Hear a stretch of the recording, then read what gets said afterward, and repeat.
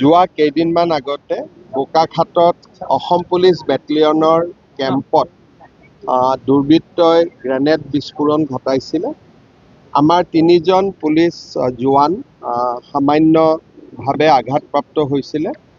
মই 3জনকে আজি সাক্ষাৎ কৰিলোঁ, তেওঁলোকৰ স্বাস্থ্যৰ বুজ ল'লোঁ আৰু অহা কালি বা পৰহি তেওঁলোকক গুৱাহাটীত এবাৰ চেকআপৰ কাৰণে লৈ যাবলৈ মই কামাণ্ডেণ্ট আৰু এছপিক অনুৰোধ কৰিছোঁ। কিন্তু 3জনে সম্পূৰ্ণভাৱে সুস্থ আৰু মই ভাবোঁ যে এটা দুৰ্ঘটনাৰ পৰা সকলোৱে হাত সাৰিব পাৰিলে পৰম পিতাক ধন্যবাদ জনাইছোঁ। তেখেতৰ লগতো সাক্ষাৎ হ'ল আৰু ভৱিষ্যতে কেতিয়াবা তেখেতৰ ঘৰত মই নিজে আহিম। স্যাৰ, কাজিৰঙা একুৱা টুৰিজমৰ কাৰণে নাবাৰ্ডে কেইবা কোটি টকা দিছিলে।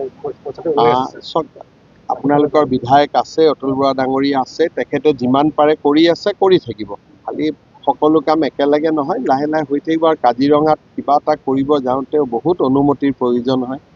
মানে ইয়াতে চিধা কৰি দিব নোৱাৰি। বহুতখিনি কাজিৰঙাতে এতিয়া মথাউৰি এটা বনাবলগীয়া আছিলে, তাকো দিল্লীৰ পাৰ্মিশ্যন বহুত কষ্ট কৰি উলিয়ালোঁ। এতিয়া মথাউৰিটো হ'বগৈ। দলং কেইখনৰ কাৰণে অনুমোদন দিছোঁ ভিতৰত। আকৌ কাজিৰঙাৰ চেকপোষ্টবিলাক যি আছে তাকো নতুনকৈ বনাবৰ কাৰণে REC অলপ আমাক পুঁজি দিছে। লাহে লাহে হৈ আছে, হৈ থাকিব। আৰু এইবাৰতো কাজিৰঙাত বহুত বেছি টুৰিষ্টো আহিছে। দেশৰ ভিতৰতে আমাৰ যিমান এনেকুৱা নেশ্যনেল পাৰ্ক আছে তাৰ ভিতৰত কাজিৰঙা এইবাৰ 3য় স্থান পাইছে আৰু অনাগত দিনত মই ভাবোঁ 1ম স্থানো পাব।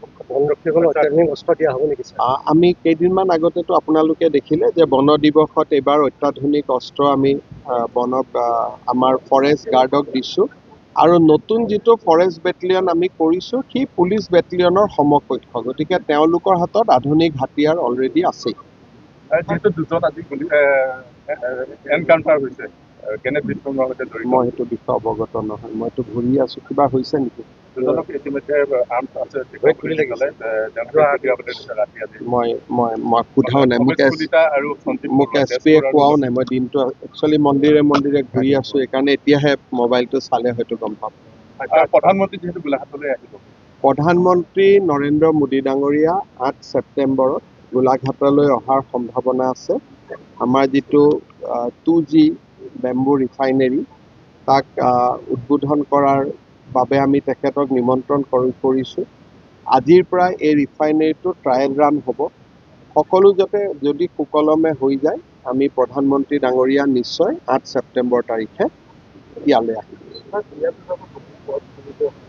এতিয়াতো পদ ADRE যিদিনাখনে ৰিজাল্ট ওলাই যাব, যোৱা বছৰলৈকে যিমান পদ খালী হৈ আছে সকলো পূৰণ হৈ যাব। প্ৰায় 40-50 হাজাৰ 10 অক্টোবৰত নিযুক্তি হ'ব আৰু তাৰ পিছতো যদি কিবা পোষ্ট খালী থাকে আকৌ নৱেম্বৰ ডিচেম্বৰত অহাবাৰৰ ADRE এডভাৰটাইজ ওলাব। এতিয়া বস্তুটো ষ্ট্ৰীমলাইন হৈ গ'ল আৰু বছৰে বছৰে পোষ্ট ওলাই থাকিব আৰু ভৰ্তি হৈ থাকিব। যিটো পৌৰসভাবিলাকৰ কৰ্মচাৰীসকলে মাহ ধৰি দৰমহা পোৱা নাই।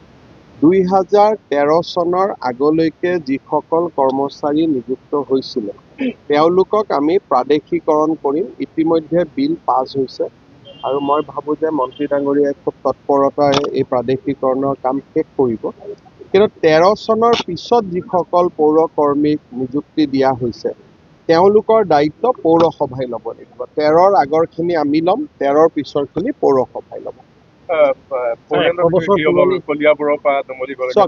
কলিয়াবৰৰ পৰা নুমলীগড়লৈ 4 লেণ্ডত 2টা বিভক্ত আছে। কোনোবাই এনেকে বিচাৰিছে, কোনোবাই তেনেকে বিচাৰিছে। উচ্চ ন্যায়ালয়তো গোচৰ হৈছে। গতিকে গোটেইটো নিষ্পত্তি হ'ব দিয়ক। মই কিবা এটা কথা ক'লেই আৰু পিছদিনা পেপাৰত ধুমুহা আৰম্ভ হৈ যায়। গতিকে মই ভাবিছোঁ বিষয়টোৰ ওপৰত মই মনে মনে থাকোঁ। উচ্চ ন্যায়ালয়ে যি সিদ্ধান্ত দিব সেইটো আমি কৰিলেই হ'ল।